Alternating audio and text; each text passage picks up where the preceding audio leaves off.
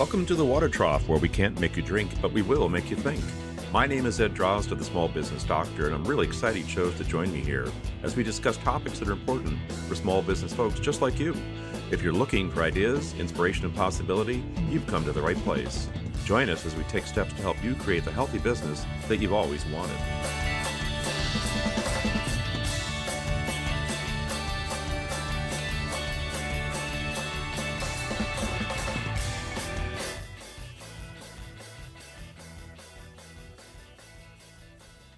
Hi, folks. This is Ed Drozd of the Small Business Doctor, and today I'm joined by my good friend, Irene Stern Frielich. Irene is the owner of EnVision Performance Solutions, an award-winning instructional design consulting firm based in Massachusetts. For the past 25 years, Irene and her team have been developing customized learning solutions for large and small corporations, not-for-profit groups, and public health organizations. Irene's memoir, Shattered Stars, Healing Hearts, Unraveling My Father's Holocaust Survival Story, came out in October 2023 and has earned the #1 release in Jewish biography and #1 release in Holocaust biography spots on Amazon. Irene's spoken internationally about her family story and has had articles about her family published in German and Dutch media. She's deeply grateful to the 18 courageous individuals who helped her family survive. Irene and her husband Seth treasure moments with their grown kids.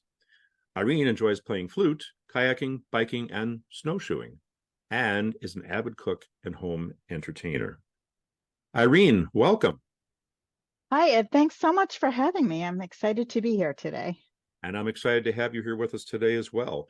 I'd like to point out about your memoir. I realize these are not the best of times, although I am encouraged by the recent holding of events in the Middle East, which makes hopefully for better times. And I hope for you and any members of your family that everything is going well there. Thank you. So let's get into the nitty-gritty about storytelling. And I really think it's important that you are a storyteller, because that's, I believe, the most powerful way to engage folks. It's not telling me what to do. It's talking about what I've done and then allowing me to insert myself, to the degree that I fit, into those stories. So let's talk about some of the really critical matters that have played a big part in your life. What about courage? I feel like courage is an underrated and maybe unspoken about skill attribute. And what I have learned actually through researching my father's story is that I have a lot of courage. I never realized that before. And that courage has played out in my professional career since the beginning. So, I have thought about ways that I actually demonstrated my courage. And there's a few examples I have. Would you like me to share one with you? I would love to hear one or two. So, for example, early in my career, I started my business, by the way, 25 years ago. This month, we're recording in November 2023. So 25 years, long time to be in business. And I'm very grateful for that. Congratulations. That's excellent. Thank you. Thank you. And I still remember back to one of my very first clients starting out 24 years ago, when I encountered a situation that I, for a moment, wasn't sure how to handle. And what happened was this. There was a team of us, both internal and external, working on a project together. We all had our different areas, and I was overseeing it in a way that I was pulling all the pieces together. And I had observed that one of the internal partners on this project was copying media from the internet that was copyrighted media and using it in the training materials. And I knew that that was illegal and wrong, and also opened up the client for liability. So I was trying to think about, what do you do about this? I could have just ignored it, but that would not be demonstrating courage. I chose to say something about it. I felt like that was the right thing to do. So I stood up and said something directly to this person, who said, "It's no problem. I do it all the time. It's not an issue." And of course, it is an issue. And again, I could have made the decision to ignore it or to do something about it. And on the second time I said something to him and he said, "It's fine," I felt like I had to bring it up for a number of reasons, besides it just being the right thing to do. So I did bring it up to his I don't remember if it was his manager or the project manager of the whole project, and let them know that somebody was doing this, and so that they could talk to the whole team to let them know what is okay and not okay. So this is an example of something I easily could have walked away from and not thought twice about, although I know it would be still nagging me today, just like the story is in my head today. That's kind of who I am. It will nag at me. I think that kind of stuff would nag at most of us. So demonstrating the courage and actually saying something or doing something, I feel, is a really critical, good partner kind of thing to do. So at the time that you were experiencing this, what was going through your head? You talk about courage, which basically leads to the action, the following through, doing something about it, if you will. But what led up to that? What was going on in your head? Well, I thought this person is going to get in trouble at some point in their career by doing this kind of thing. And if I don't say anything and they keep doing potentially for years and eventually it catches up with them, they're potentially going to be in a lot of trouble. And I could have prevented that. And I felt a sense of responsibility about, I see it, I can do something or not do something. And I felt like I had to. Sometimes I wonder if there were these parallel universes or branches, like if you make a decision today to do one thing and not the other thing, what would happen if the other thing were the way the world played out? We'll never know. But I always think about that. And because I don't know, I feel even more responsibility to say something in that moment. So that was one of the things going through my mind. And the other, I probably had a million different things going on, but the other one was thinking about the client and themselves because they were a big organization, a big company, and probably nobody would find out about this one instance, but it was possible. And if it kept happening, they could be found out and they could get a lot of bad PR for doing behaviors like this. One little, seemingly little thing may not be a big deal, but if this becomes endemic in an organization and nobody says anything about it, it becomes a big deal. Was it easy for you to take those steps? That's an interesting question. Hmm. I mean, yes and no, I would say. Yes, in that in my heart, it felt like the right thing to do. Okay. I knew I had to do this, Mm-hmm. but how to do it, what to say, whom to say it to, how to say it, how to position it, how to take it one step at a time. That was hard. And I did have to think that through a bit to not come off as the mean person, the mean external consultant, Mm, because that wasn't my intention. right. Um, yeah, so that part was hard. Actually executing on this feeling that I had was hard. I think that's probably the question that a lot of people would have. It's the right thing to do. I feel it's the right thing to do at any rate. But how do I do it? How do I take that first step?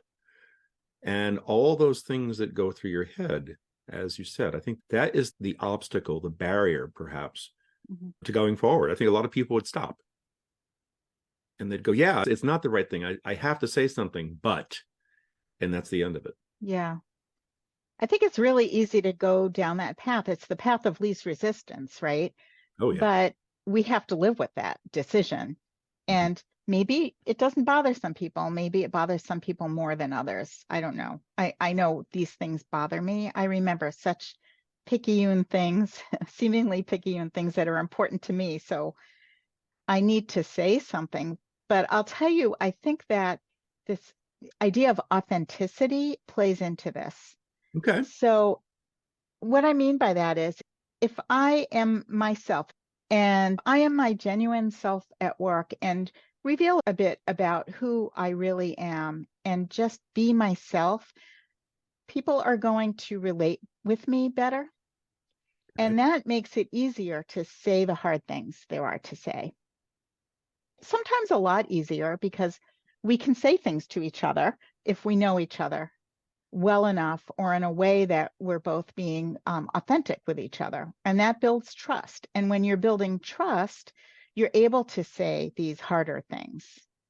What I'm hearing now is that the courage is the result of your authenticity. It's a standard bearer for you. If you are your authentic self, then you had to do something about this.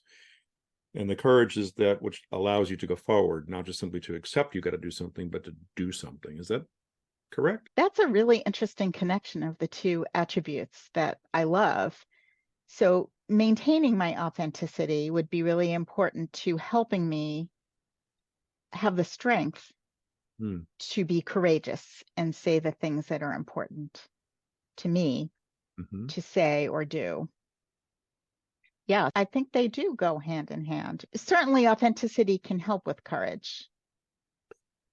Well, it eases the burden because you're being no other than yourself, right?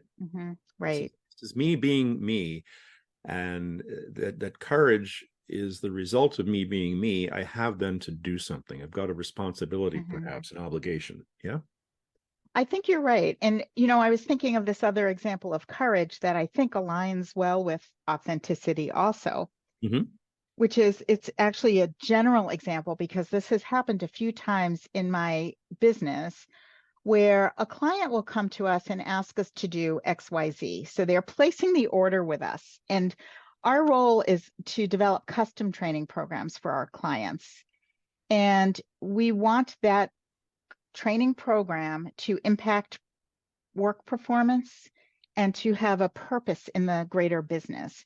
So sometimes our clients do all the needs assessment and the work to determine what that training program should be, and they tell us and we build it for them.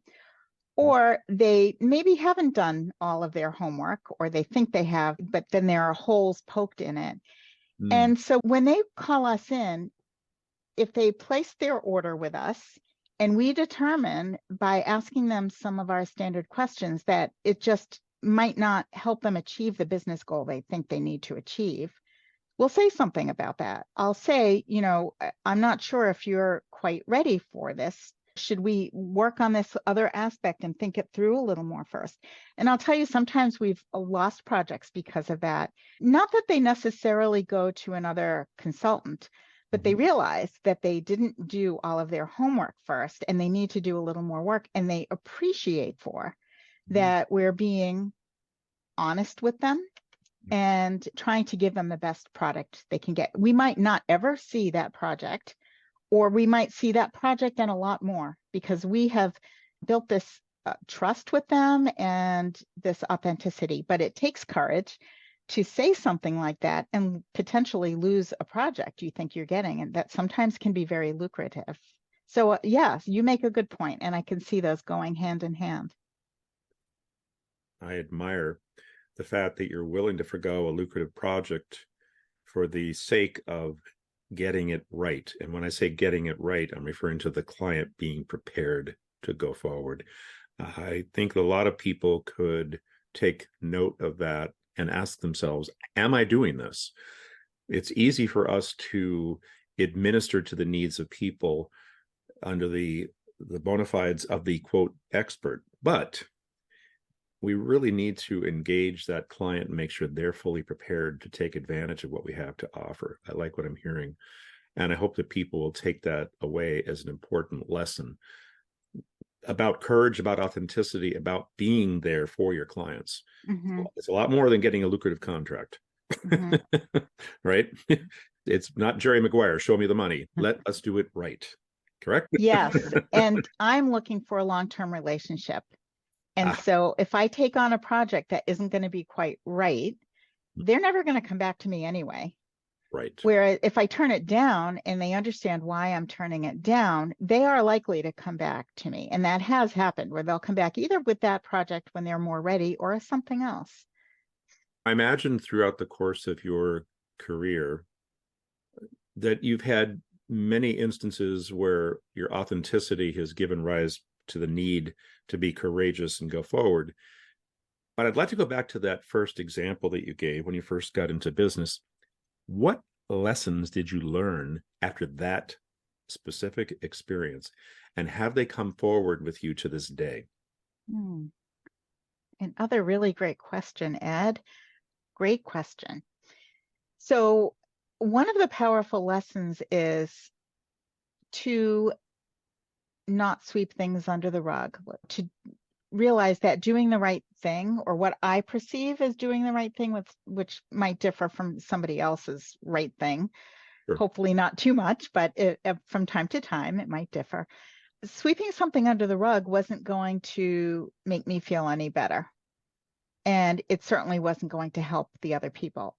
And it was going to be hard to get to the other side of that. Mhm. Thank you for asking this also, because it's making me realize something I hadn't quite pieced together before, which is when I'm facing a dilemma of some sort, whether at work or anywhere, at home or with this book that I wrote, and I'm feeling this tension in my body and this not knowing what I should do, which way I should go, I realize that often there's the best way forward, which is the hardest way forward. It is having a conversation with somebody about something tough, something that I don't want to have, but it needs to be done in order to get to the other side in a way that I think is the right way to go, in a way that I will be comfortable with, and in a way that I think won't create issues with people. It's not easy to do that. And I probably don't do it as often as I would really like to have done it. But when I do it and I resolve it by having this difficult conversation with somebody, I feel so much better.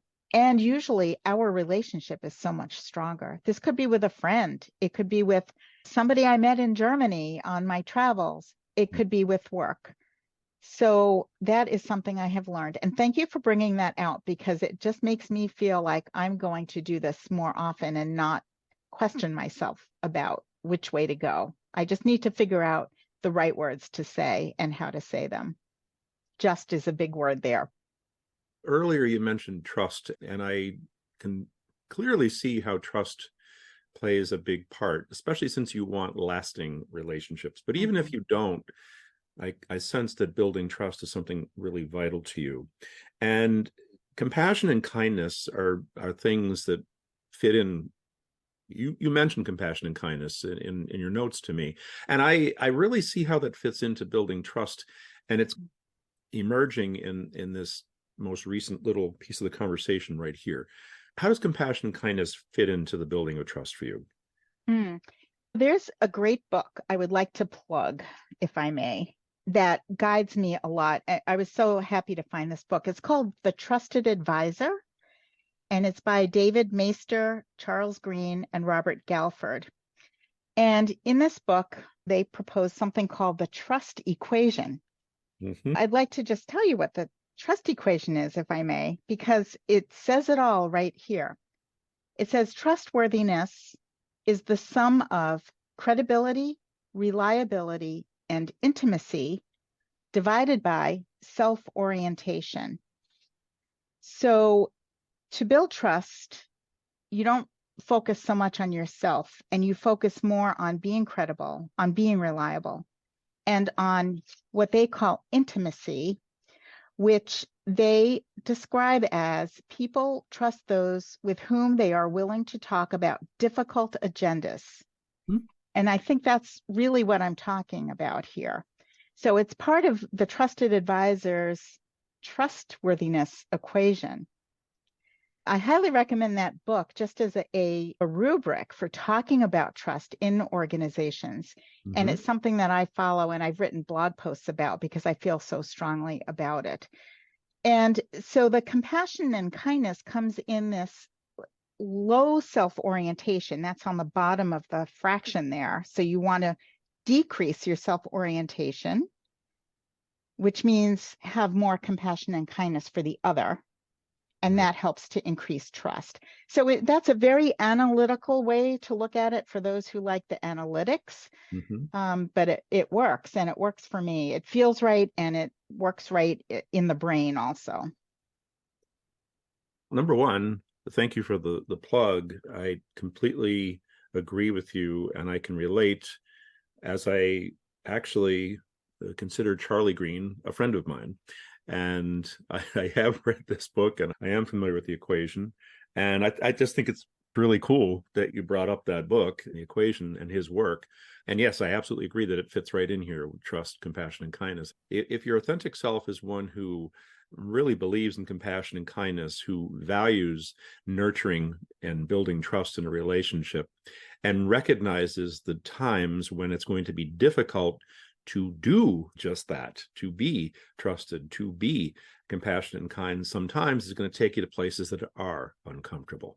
But we're so complex, all of us. And so that courage that you talk about is absolutely fitting. We have to be willing on that foundation that we have built, the authenticity being our own and that trust that we have developed, then we can go forward and say, okay, this is awkward, this is difficult, this is challenging, but it's the right thing to do in the context of what we were when we started out. With all these things about being yourself, where do your expectations and goals fit in? How does that relate to your efforts, both in your work, in your book writing? What is driving you? Well, first of all, I think I was born this way, for better or for worse, Okay. or brought up this way. I'm not sure, but I always a high achiever. I was always aiming to get the highest marks in school, but my parents also expected that of me. So Mm. wherever it came from, whether I was born that way or brought up that way or whatever, I've always had these high self expectations. And so, in order to achieve those high self expectations, I always need to put a plan in place. It just doesn't just happen. Mm. For example, when I started out my business, I was really just hoping to earn a living.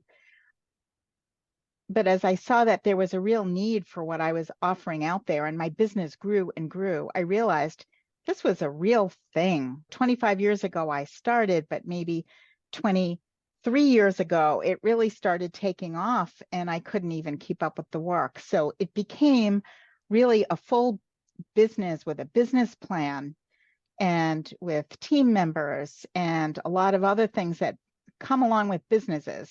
And I incorporated.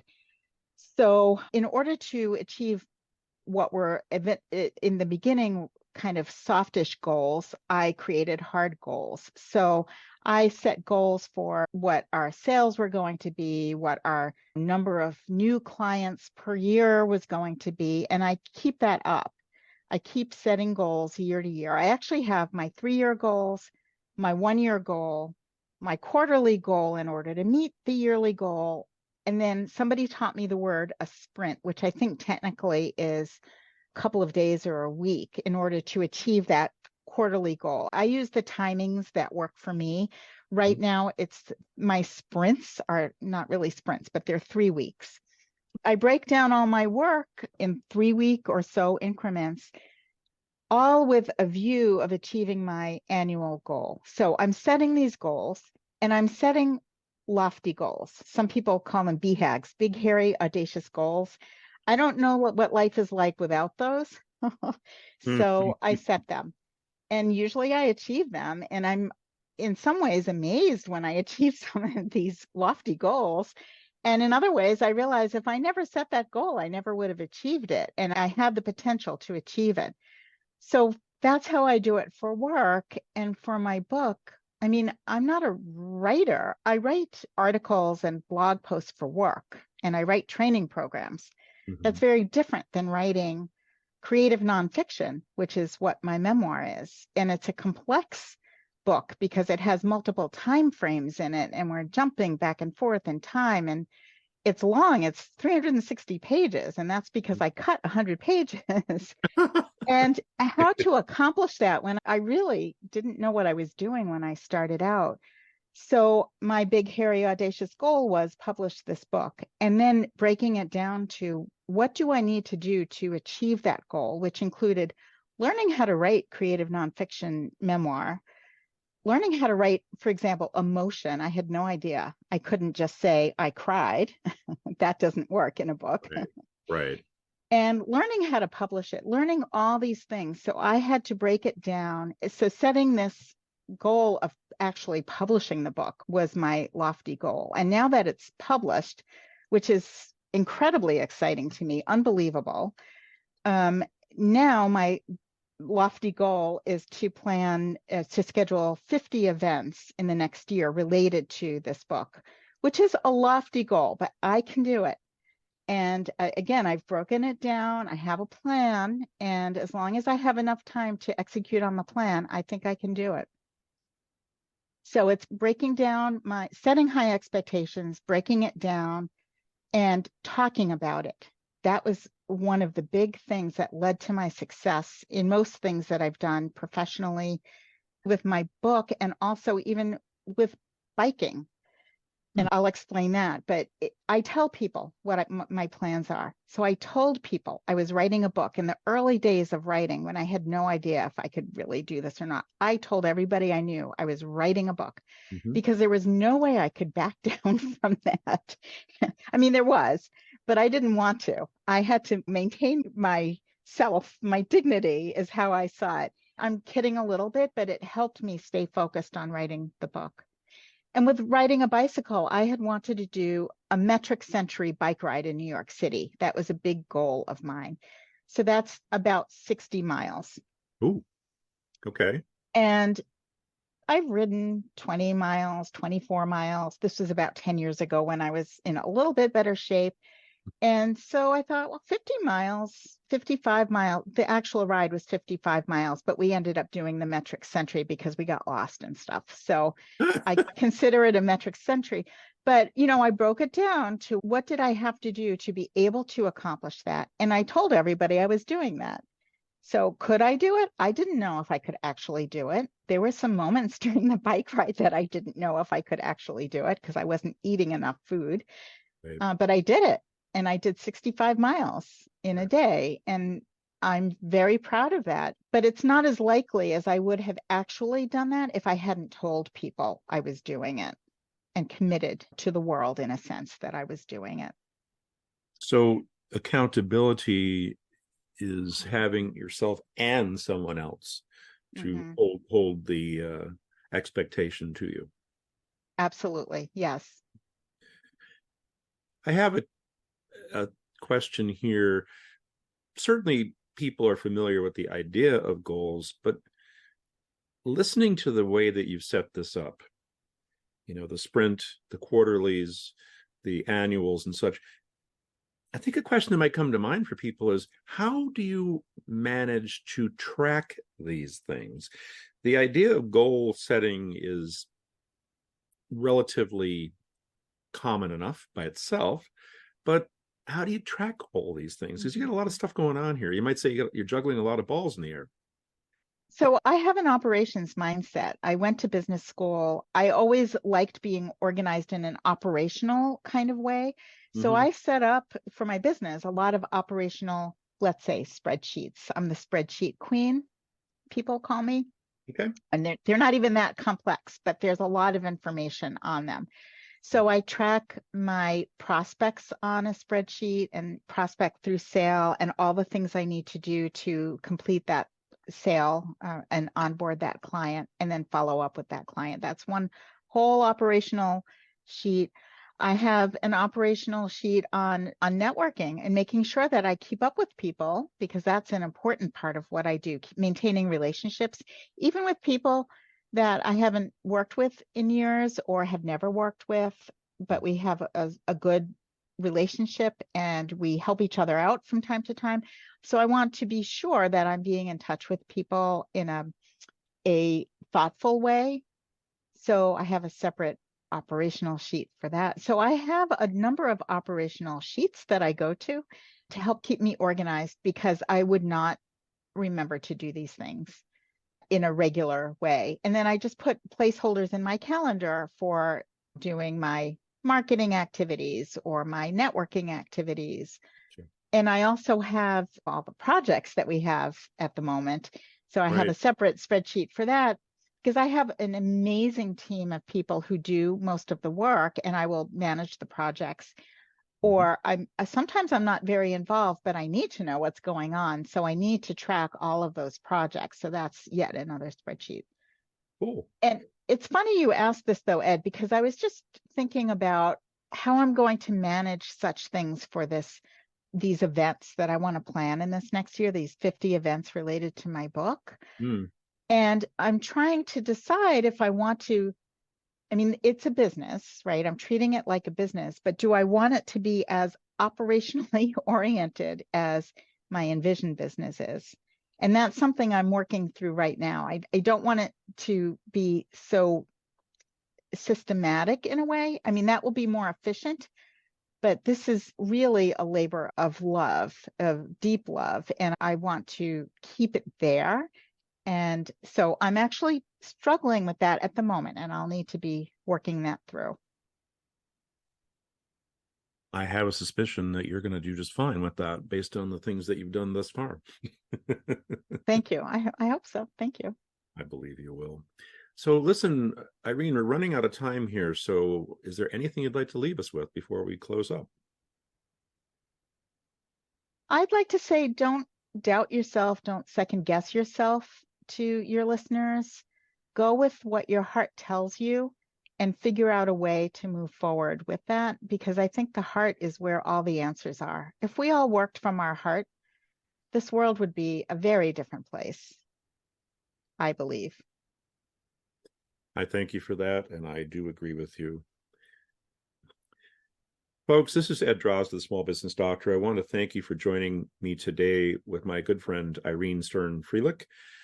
The information provided here, I hope, will be of value to you and an inspiration for things. I really appreciate, Irene, the way that you use the storytelling approach to this, as I am a absolute fanatic about storytelling. So thank you so much for everything that you brought to us today. I want to remind folks too that there will be some follow-up information here about EnVision Performance Solutions, and also Irene's book, Shattered Stars, Healing Hearts, Unraveling My Father's Holocaust Survival Story, in the text with the podcast. So I encourage you to go there and take a look as well. Irene, I want to thank you so much for everything. Thank you so much, Ed. I appreciate your having me on today. It was a pleasure. Folks, until next time, I want to wish you a healthy business. Take care.